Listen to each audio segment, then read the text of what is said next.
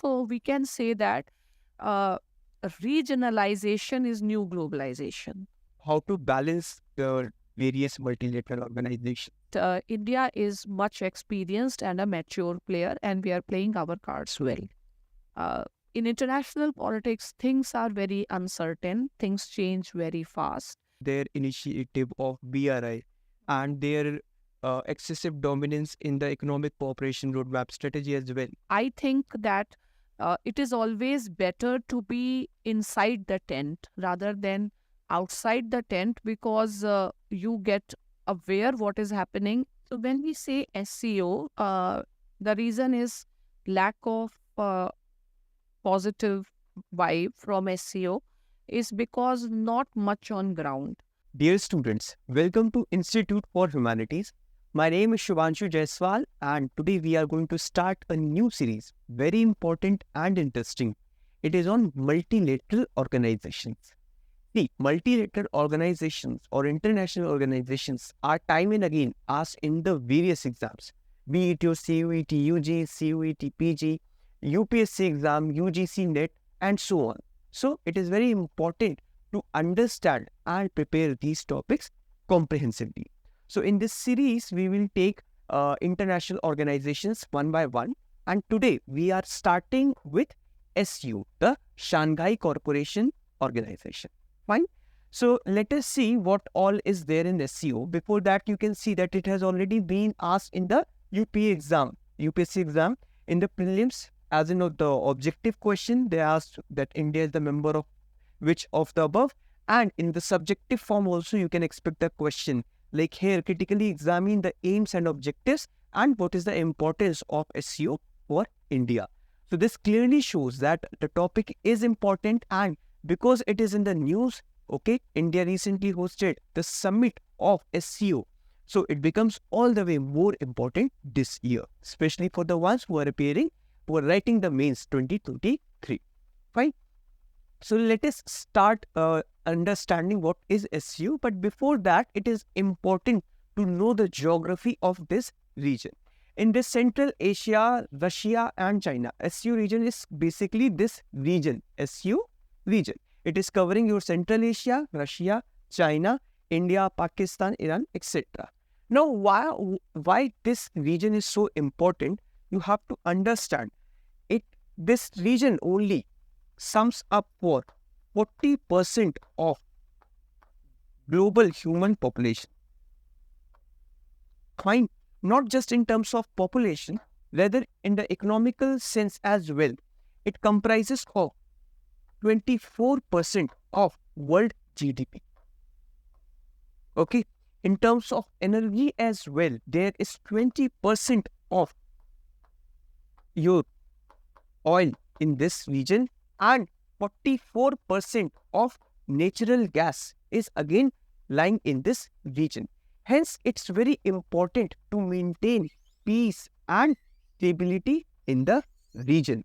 And for this reason, in the year 1996, for the first time, Shanghai Five was installed. It was established. Shanghai Five, as the name suggests, there were 5 member states: Russia, China, Kazakhstan, Kyrgyzstan, and Tajikistan. Okay. After 4 to 5 years, in the year 2001, Uzbekistan joins this. So now it becomes SCO 6, and they sign an SCO declaration, Shanghai Declaration, and which led to the formation of SCO. Fine. So earlier it was Shanghai 5, then Shanghai 6, and after signing the declaration, it became SCO. India joined this organization in the year 2005 as observer. Okay. Later in the year 2017, that is very recently, India became the full-time member. So this is the broad history that we need to remember, the timeline. Why? Because developments are happening accordingly. Also, When you talk about this region, apart from the geography, you need to see that in this region, India has ancient links as well. Okay, for the reason of Buddhism, if you talk about cultural or spiritual links, okay, there have been Sufi saints coming from Central Asia. Hence, that is also a link here. Fine. In terms of trade of spices from India to the Central Asia, okay, this again has ancient link. Then, of course, in the present day, fusion or exchange of not just ideas, but the food, the cuisines, the entertainment, so on. So there has been some connect historically as well. Today, what this organization is aiming at is to strengthen, is to deepen this connectivity. And what is the ultimate goal of the organization? ऐसा तो नहीं है ना कि बस organisation form कर ली, meeting कर ली, summits कर ली, चाय समोसा खा के bye bye. No, definitely there has to be some goal. So the goal was to ensure peace and mutual trust among the neighbors. Okay. So I hope this gives you the broad understanding. Now, let us look into this. So as I said that SCO is intergovernmental organization formed in year 2001. It promotes economic, political and military cooperation. Okay, in these three capacities, they have to cooperate. Fine. And their official language is Russian and Chinese. It is important to know because this year, in the year 2023, India proposed English to be used as formal language. Fine. So, this is the thing. Apart from these things, you need to know, we are talking about peace. So, what is the status of SCO in UN? UN enjoys observer status in United Nations General Assembly too. Fine. Now, there are two bodies of SCO. One is Secretariat and the other is SCO RATS. Now, the headquarters are located in a different place. Secretariat you find in Beijing, China, and SCO RATS is in Tashkent. Okay, RATS, why particularly this regional anti-terrorist structure? It is formed to ensure peace, basically to combat extremism, to combat radicalization, to combat terrorism. Because again, you see, this region is containing the Central Asian countries, which is the epicenter of global terror. So it is very important to combat any sort of radicalization or terrorism to maintain the peace and hence to maintain a overall stability and order in the world.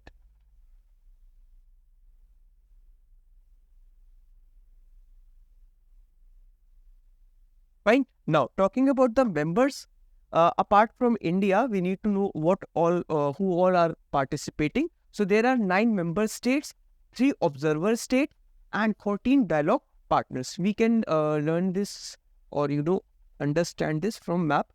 So the 9 states, I told you that Kazakhstan, China, Uzbekistan, Kyrgyz, and Tajikistan, they were initially in the Uzbekistan, Russia. They were initially in Shanghai Five. Later, Uzbekistan joined. They became 6. Then India and Pakistan joined. They became 8. And now in the year 2023, Iran also joined. So currently there are 9 member states. Fine. Speaking of observer, so Afghanistan, Mongolia and your Belarus are currently enjoying the observer status. Fine. Apart from members and observers, there are 12 dialogue partners, which includes Saudi Arabia, Egypt, Turkey, Armenia, Azerbaijan, Bahrain, Kuwait, Qatar, UAE, Saudi Arabia, and in this region, Nepal, Myanmar, and Cambodia. Why? The places which are in news are expected to be important, and you need to remember that. Okay. Now, in this entire thing that I told you, if you have observed carefully, there is one country, one Central Asian country, which is not the part of member, observer, etc., which is Turkmenistan. Okay. Now, but you need to keep it in mind that Turkmenistan is not officially the member or observer, but Turkmenistan participates in SCO's activities. Okay, so there has been tradition in SCO to invite Turkmenistan as chair or as guest of the chair. So whenever the summit is held, the Turkmenistan delegates are invited as guest of the chair. So in a way, it is also included. Fine. Now, why they are not signing it? Why they are not becoming the part? Because they already have one treaty or one declaration for the neutrality. So they try to stay away from any sort of agreement per se. Right. Now, goals, as we have already discussed, the goals are what can be the goals for you? I mean, just like you always have prefer to have people close to you should be trustworthy. There should be mutual trust in amongst the close people, right? Amongst the neighbors. So that is what they are expecting. There should be trust. There should be friendship. There should be good neighborliness. And just in case there is some issue going on, there should be cooperation to overcome that issue. What kind of cooperation? Political cooperation, military cooperation. Fine. So, effective cooperation between the member states so that peace and stability can be ensured. Fine. And once there is peace, security, and stability in the region, you will automatically achieve the fair and rational international atmosphere. Make sense? Fine.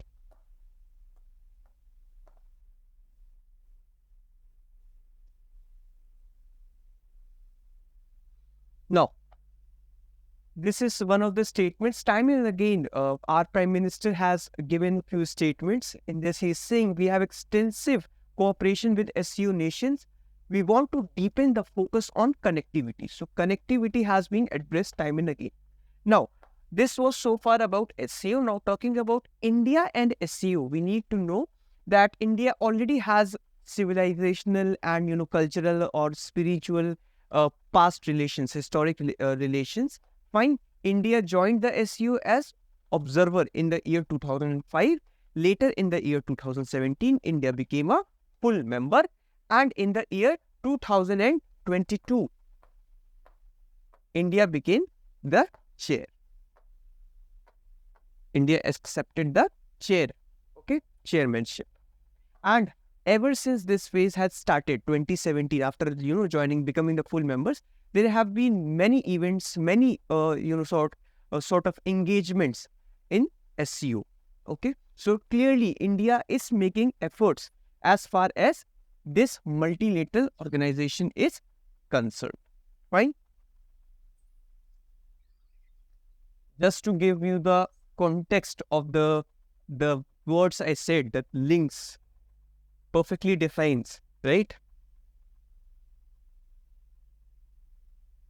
Technology always, yeah. Anyway, so what are the key events? What efforts India has made? No need to remember it very much, but just for examples to quote in, like especially if you are writing mains this year, you can take one or two examples. Like India conducted SCO digital exhibition on Buddhism by National Museum. They also declared Banaras as the SCO capital. Which capital? Tourist and cultural capital of SCO. Okay, so they promoted this. They also translated 10 classics of Indian literature into Russian and Chinese language so that others, the people in this region, can also read our text, our literature. Because India is known for its soft power, right? and of course, we have a bigger ambition. Like as Joseph Nye has always emphasized that India can, India can chase its objectives through soft power. Now, they also conducted SCO Young Scientist Conclave, Consortium of Economic Think Tanks, SCO Startup Forums. Vicky also convened a SCO Business Conclave for the startups, for the MSMEs basically, not startups, MSMEs of SCO region. Then in 2020, meeting of SCO Council of Heads of Government. Now see, there are two important meetings, two important SCO councils which we need to understand. One is Council of Heads of Government and the second is Council of Heads of State. Fine. So this is the apex institution. This is the apex council and this is the second highest council in the decision making part of SCO. So India organized this.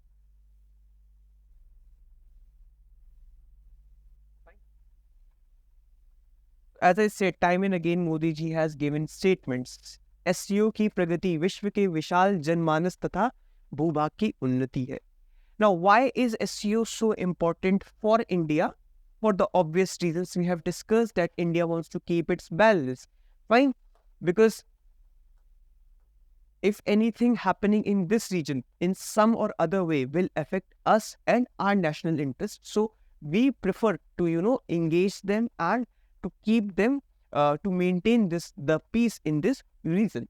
Strategic autonomy and place in the non-Western world. Now see, one way of saying that the objective is simply to establish peace and order, but there is always a hidden or the underlying goal, which is perhaps here to counter the Western organizations, right?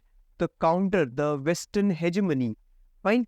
So that is also the reason that if India can use these platforms to set a narrative of its own as well. Then secondly, as I said, that a huge part of the world's population, 42% is here, 24% of GDP, 20% of oil and 44% of gas. Now this makes it very, very crucial because this is something which cannot be simply ignored. Fine. Scope began as conflict reduction, but now it is about the connectivity. Because the geography of SCO region is as such. It has access to Afghanistan, access to Pakistan. So again, the geography is such that India can use this platform to pursue its interests. Lastly, because the Central Asian countries are increasingly important for us. Now, why they are important? Because these all nations are emerging economies.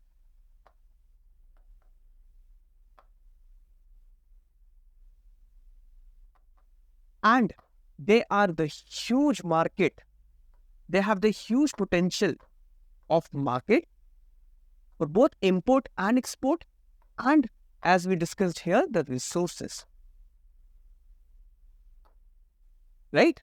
So, it is very, very important for us. Now,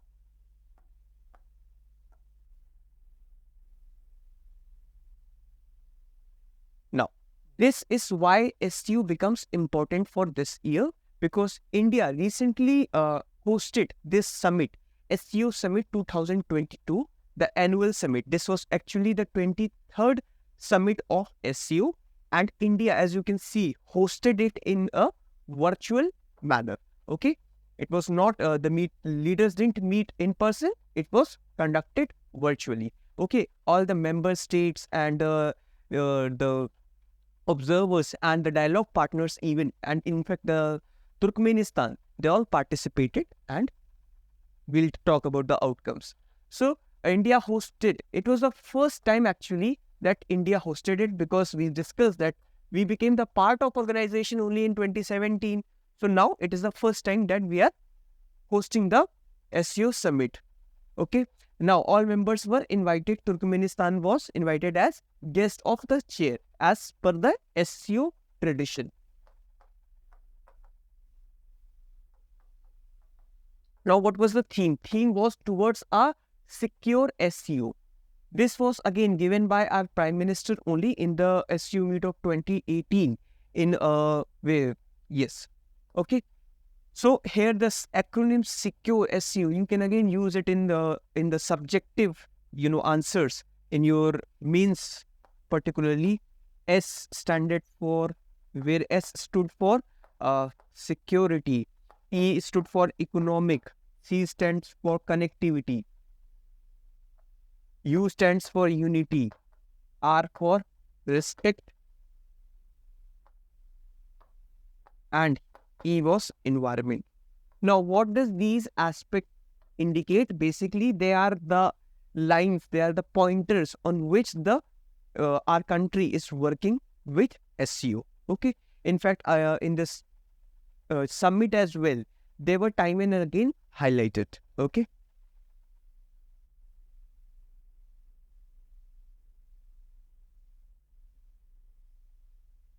So this is how it was happening. Now, coming to the last but very important part, what exactly has happened in the summit? We need to analyze this very much. Okay, the first was that they've signed a declaration, New Delhi Declaration. Okay, basically all the countries, they discussed and they accepted few obligations, and they declared that they will do that particular commitment, they will fulfill their task. Okay, they the very objective of of this declaration was for more representative and multipolar world. So the basic idea of this declaration was to taking more steps towards establishing more representative and multipolar world. Fine. Further, they issued two joint statements. Okay, two separate joint statements. There, one was on countering radicalization. Now, as I said, that the special part about SCO is the RATS, Regional Anti-Terrorist Structure. Okay, because this region, the geography, is again the epicenter of global terrorism. Fine. So it is important to address the issue of radicalization. So one statement was issued in this regard. Second was on digital transformation. Digital transformation, you see, it is one of the key objectives of our Indian government as well. So again, it becomes important for India. Summit granted Iran full membership. As I have told you that earlier, Iran was observer, but after this summit, it has become the full member. Fine. Next in line to become the full member would be Belarus. Already the process has started, but very soon it will come. Fine. And lastly, they adopted SCO's economic development strategy. Fine. For the period 2030, however, there is one thing that you need to understand here, that India kind of stayed away. They didn't agree to all the terms and conditions in the economic development strategy. Reason was basically the overindulgence of China in this. Fine. As I said, that in the multilateral organization, there are some hidden aspects as well. So time and again, there has been this criticism that these organizations are nothing less but eventually the instruments of China expanding hegemony. Okay. Now, what are the impediments? Now, what are the challenges that we are going to face? So, first and foremost, as we were discussing, China are given our, peaked relations with China and China's very ambitious project, which is Belt and Road Initiative. So, this is something which is India cannot agree or, cannot accommodate in near future. India's stand is very clear in this regard. Fine. Because they are building their project in the region which is under Pakistan occupied Kashmir, and India says that it is the territory of India, and China cannot do any kind of infrastructural work there without permission of India. Anyways, so second bigger challenge is the terrorism. And the countering terrorism is not the issue. The issue is Pakistan.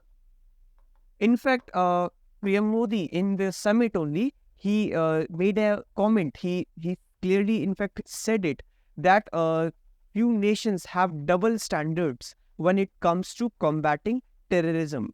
Okay, they give shelter to terrorists. Now you can clearly identify that he is referring to Pakistan. He also mentioned that not only the countries should not promote terrorism, rather SU should also criticize such countries which do not take proactive measures to eradicate terrorism. Fine. So the issue of China and Pakistan is somehow a structural impediment as far as SCO is concerned. Economic cooperation roadmap, as I said, that China's influence in this is again an issue for India. India also asked for English as a formal language at the SCO. Now, this becomes a question whether India wants to, India wants to engage more than needed, or is it asking for too much in SCO?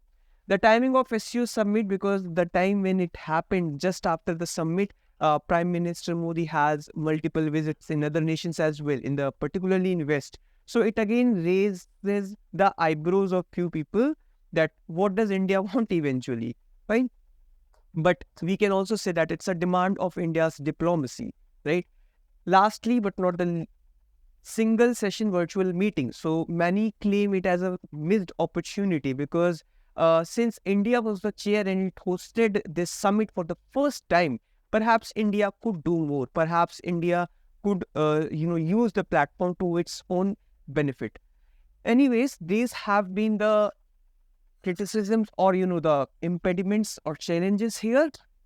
Now the summit is already completed, outcomes are done, and we hope that this discussion, this information is very much helpful to you. All the important parts are covered, but now it is important to have some deeper analysis, and for that I will like to invite Shubhra Ranjan ma'am, and we will have few questions. I will ask some questions to her for which she'll give the answer and her expert opinion. And even if after watching the entire video, if you feel that there are few more doubts, if you have more questions as far as SU is concerned, you can just leave it on the comment section. We'll definitely address that. Dear students, now after knowing the history and the basic information about SU, let us have a deeper analysis. And for this, I'll take the help of Shubhra Ranjan ma'am. So, ma'am, speaking of multilateralism, what is the future of multilateral organization? So, first of all, I believe that many students don't understand what is multilateralism. Fine. So, multilateralism is a term which represent international organizations, and preferably large number of countries should be part of multilateralism. For example, UN is an example of multilateralism. WTO is an example of multilateralism.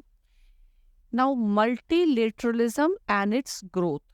So, multilateralism starts for the first time, you can say, after First World War. League of Nations, the first multilateral institution. Then after Second World War, in the form of in the form of Bretton Woods institution, UN. But a major thrust for multilateralism came after the end of Cold War, and we see sudden rise in large number of institutions. Now, if we talk about current state of multilateralism, so we can say that regionalization is new globalization. Fine. So what is happening is multilateralism is breaking down. You can see UNSC becoming defunct, no role in Ukraine and others.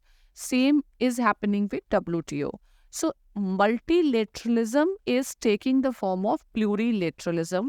Many regional frameworks which are not very tight, I'll say regimes are emerging. For example, Quad, BRICS, SCO. So plurilateralism is new multilateralism, and most of the plurilaterals seems to be are quadrilateral. So this is what we can say. And speaking of multilateralism and its growth, what should be the India's approach towards it? How to balance the various multilateral organizations? Interesting question. That multilateralism in the form of plurilateralism is growing, and India is among the countries, very few countries, which is everywhere. For example, India is in SCO and India is in Quad. India is in BRICS also. India is also in the Western Quad. If India is part of AIIB type of initiatives, India is a part of IPEF initiative. So this shows that we give importance to multilateralism because we are living in a complex interdependence, and each country needs to work together for global supply chains and these type of things. So multilateralism is, I think, the new normal, and India will never find it much difficult for traveling through or managing this multilateralism, considering the fact that India's traditional policy has been always of non-alignment. We have always stressed on strategic autonomy, and multiple alignment is new non-alignment 2.0. So we are very much experienced. Many other countries which have been either in this block, that block, may be finding it difficult to manage the complexity of multipolar politics. But India is much experienced and a mature player, and we are playing our cards well. Great, ma'am. And now let us talk about SCO. Ma'am, what is the future of SCO? So I believe viewers know Shanghai Cooperation Organization. And the unique thing, if you see, I don't think there is any other such plurilateral or regional organization which is named after a city. Fine. So it is named after Shanghai, which obviously shows the centrality of China, and it is a China-centric platform. Now, future of SCO, see, we can always say that in international politics, things are very uncertain, things change very fast, but SCO is existing. From the very beginning, people are questioning the future of SCO, but SCO is existing since 2001. I believe there have been very regular summits. It means SCO is stabilizing, and as China is rising and has risen than earlier, and China has started playing more diplomatic role besides economic. So SCO has a future, and China would like to push SCO forward in its battle of hegemony with US. Now, how India fits into this particular picture is that India can take the advantage of SCO. It all depends upon how we play the card. For us, even if we don't get anything concrete from SCO, but it projects that India is an important player in Asian geopolitics. It makes us a very relevant player in the emerging geopolitics of Central Asia, which is always known as the heart of global politics. And of course, as you know, that recently Iran has been given the membership. So our policy towards Iran for access to Afghanistan and Central Asia, we have to have a long-term vision towards SCO. And of course, in the coming time, SCO is going to play a major role in Afghanistan. SCO has established a Afghan contact group also, and there is a lot we can utilize. So ultimately, whether SCO will work to India's advantage or disadvantage depends upon whether we are able to play that nuanced and the deft diplomacy which is required or not. Right, ma'am. But as we see that in this SCO organization, China is trying to establish its hegemony. Can it be detrimental to India? Like, for an example, their initiative of BRI and their excessive dominance in the economic cooperation roadmap strategy as well. which in fact India denied to sign in this summit. Can such impediments, affect the growth of this organization and defeat the very purpose for which they were established?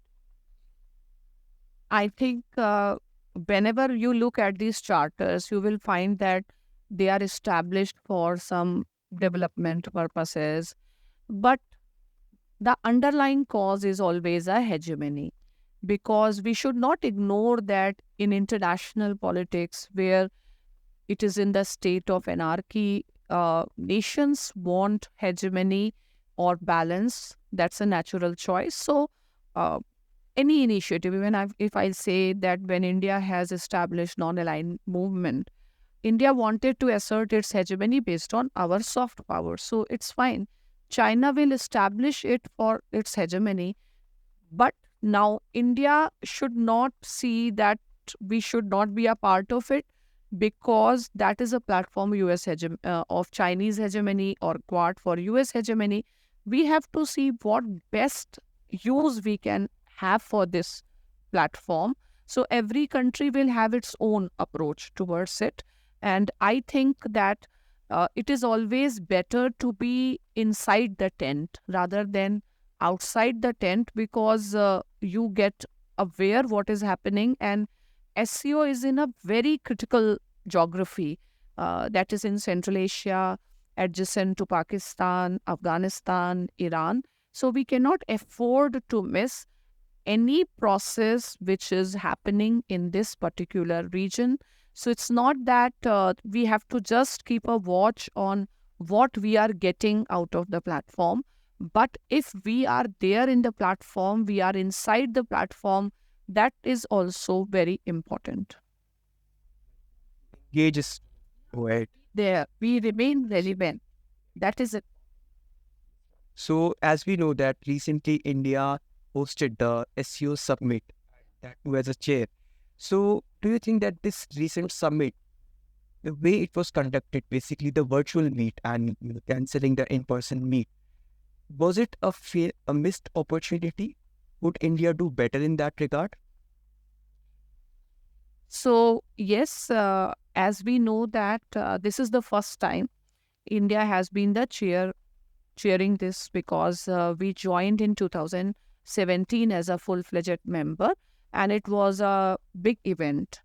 And though the media says it is a missed opportunity because the summit has been virtual, but I don't think so. And if you see the composition of this platform, so this is a China centric platform, and then there is Pakistan there. So if you compare with SARC, fine, where because of Pakistan nothing moves.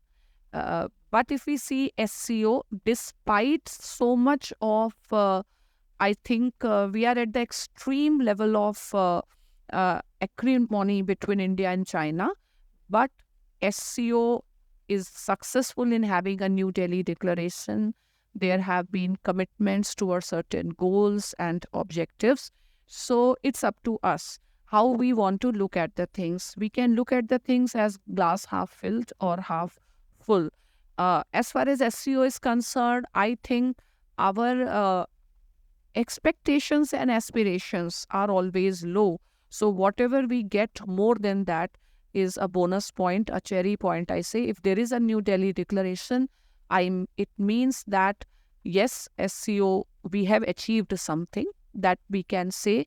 And always it has to be a work in progress, considering, I again point out, considering the state of acrimony between India and China, even virtual summit, coming together, having some joint agreements should be seen with optimism. Very correct, ma'am.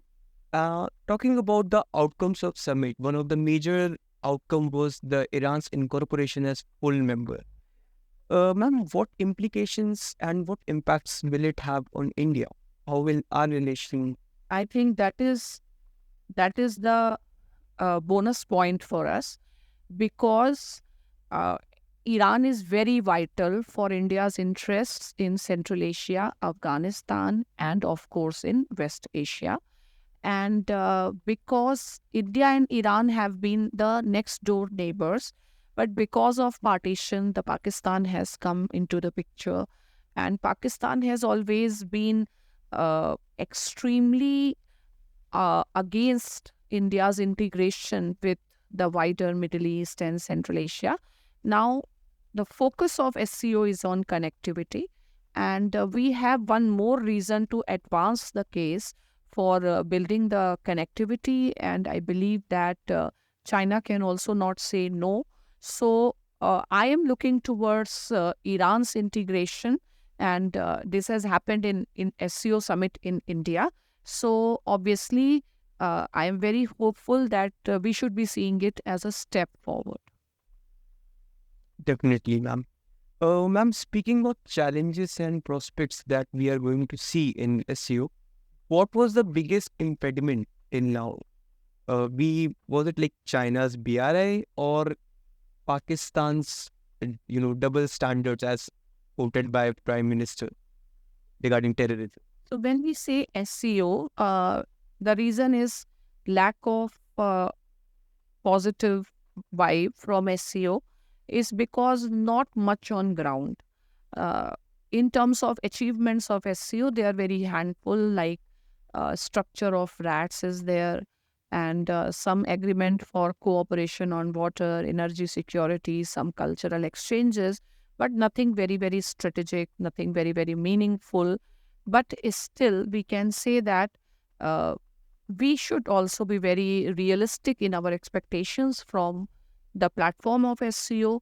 Now, what has been uh, pushing, or you can say keeping SEO back is, I will say that because up till now, US has been managing the show in the region. None of the regional countries were taking the lead. That was also one reason. Of course, our acrimonious relationship with China, or you can say the trust deficit with China, cannot be ignored. Besides this, it's not just India, China, or India, Pakistan. SEO countries also have a lot of internal issues. They have border issues. Central Asian countries, they have a lot of issues with each other. Until now, even Russia, China were not completely in the state of relationship, which is a relationship of trust. So there were many factors that were stopping SEO's growth as such. So it will keep on happening because geopolitics is very complex thing. So I hope that this organization turns the trust deficit into mutual trust among the member states, and we are looking forward for more outcomes in the coming future. And I hope this entire discussion, comprising of the analysis, was covering all the aspects that you wanted to know. In case we have missed anything and you want to know more, you can just write it down in our comments. Once again, thank you, ma'am, for joining us in this session. Thank you for watching this video. Have a good day. Thank you.